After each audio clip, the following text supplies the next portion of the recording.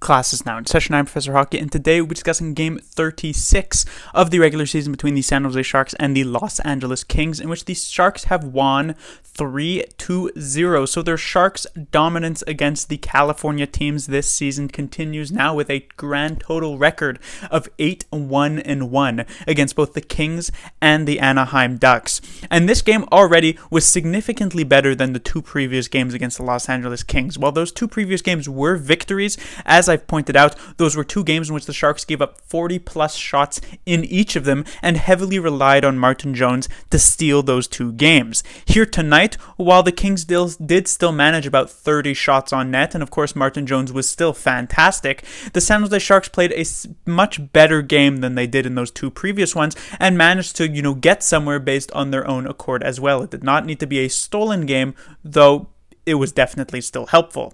This first period started off, and the only goal scored in that one was by Tomas Hertl within just the first few minutes of that first period to make it 1-0, his 11th of the year.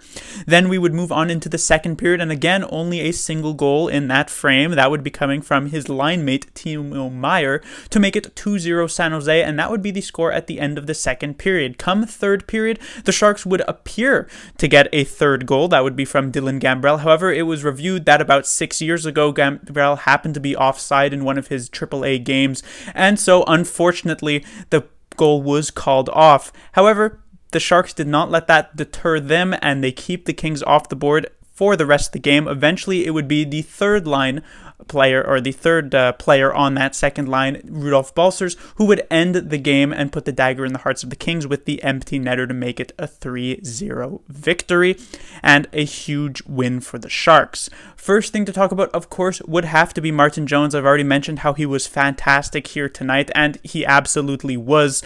The Kings did have a good amount of shots, as I said, about 30 of them, and Jones had to make, I would say, 4 or 5 really, really big saves. There was a couple of there on Kempe, there was one on Wagner, there was that big one in the last few minutes of the third period on Gabe Vilardi after a pretty bad shift in general from the Sharks in their defensive zone.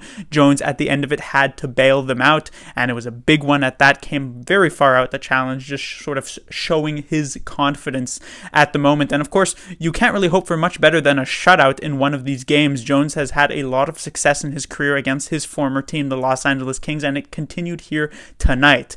Now, of course, Jones will not get the start in the following game, as the Sharks do play back-to-back, and so it is suspected that Devan Dubnyk will go tomorrow. We'll see if Dubnyk can, obviously he can't do better, but we'll see if he can put up a similar level performance as Martin Jones did here tonight.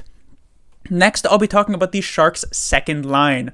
So it was just 2 games ago where I brought up the third line of Leonard, Gambrell, and Donato, where they looked really, really good all that game. Then it was the previous game against the Minnesota Wild in which I brought up the Sharks' first line, saying how Couture, Kane, and LeBanc were working so well together. And now here we are, tonight's game against the Kings, I'm bringing up the Sharks' second line. The Sharks could be a very dangerous team if they could get all 3 of these lines working in the same game, but right now the Sharks seem to be sort of getting one line appearing in each of them, and it has been enough to carry them through these past few games.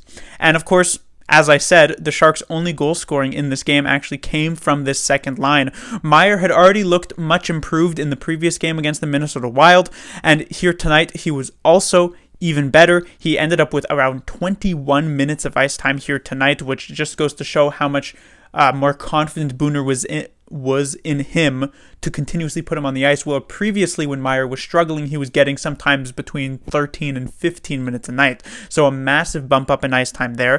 Tomas Hertl has been a player who at times, even though he does have a lot of goals this season, he is a player who at times has looked a bit more of like a passenger, at least when you compare to the Sharks' other top players like Couture and Kane, who seem to be giving it 100% almost every single night.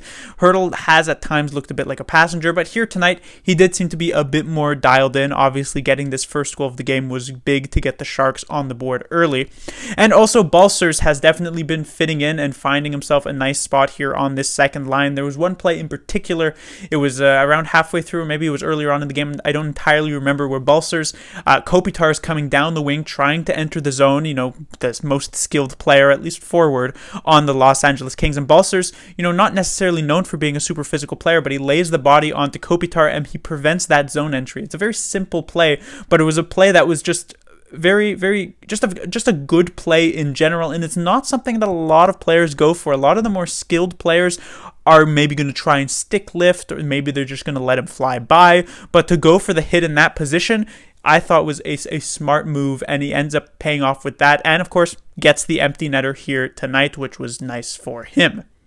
Next, I'll be talking about Brent Burns. So it's, of course, no secret that Brent Burns has undergone a bit of a regression in this season. He's certainly nowhere near at least on the offensive side, the player he was just a couple of years ago, and that continues to be the case more or less.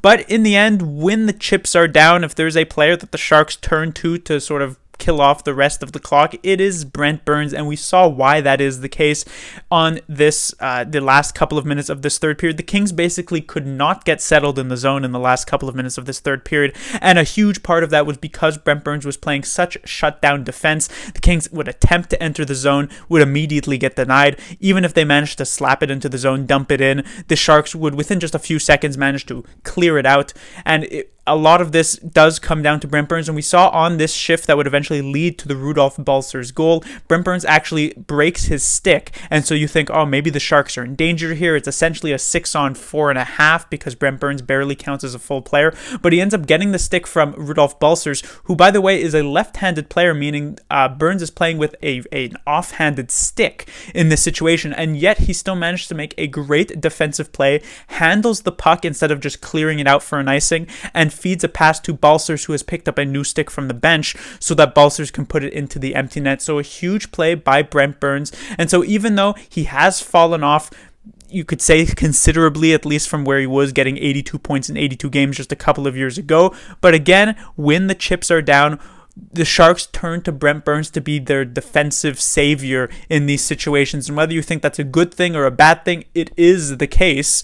And in tonight's game, he absolutely delivered for the Sharks, and he once again was the leading ice time player for the San Jose Sharks, as he is essentially every game, by a good 4 or so minutes.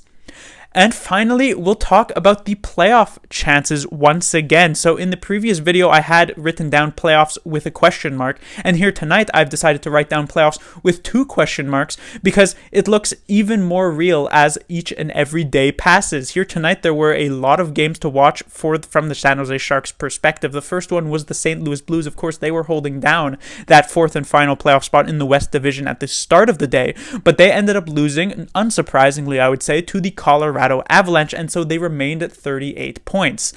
On the other hand, the Arizona Coyotes managed to defeat the Anaheim Ducks, moving up from 37 to 39 points and putting themselves into that 4th and final playoff spot in this division. With the Sharks' victory here tonight against the Kings, they have passed the Kings and put themselves 2 points above them, and now only 2 points behind the Blues and 3 out of the playoff spot that is currently held, as I said, by the Arizona Coyotes. So if the Sharks can get the victory tomorrow against the Los Angeles Kings, then that could be something for the Sharks, only would put them a single point behind the Arizona Coyotes with, most importantly, a game in hand in that situation. But that will do it for this review. The Sharks will be back in action, as I said, tomorrow. They'll take on the Los Angeles Kings once more. Their 6th game against the Los Angeles Kings this season. They are currently 4-1. Their only loss coming in not a great one, but otherwise, a lot of wins, and we'll see if, as I said, the expected Devan Dubnyk start will be able to help out the Sharks and get them to that 1 point within the playoff spot. Class dismissed.